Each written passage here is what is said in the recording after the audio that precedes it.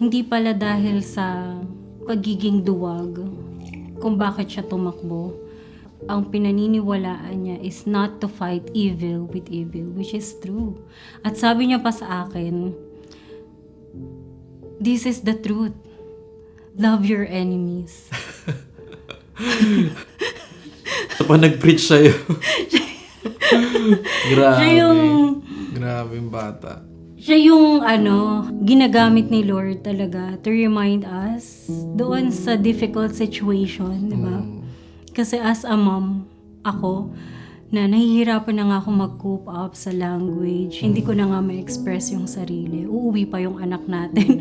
May pasa. Sinapak.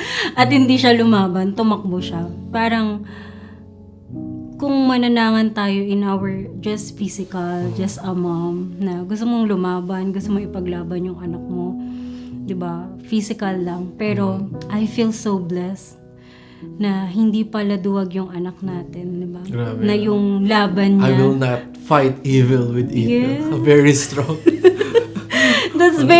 It's like an arrow to my heart na talaga tumarak din sa heart ko na Paul of this generation. grabe. Ako rin mismo na amaze ako at alam niya yung battle na pinaglalaban niya. At yun daw yung truth. Pag sinabihan ka na this is the truth, God's truth. Manginig ka na. Love your enemies.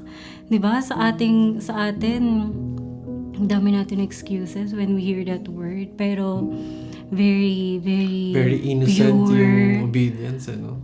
Yes.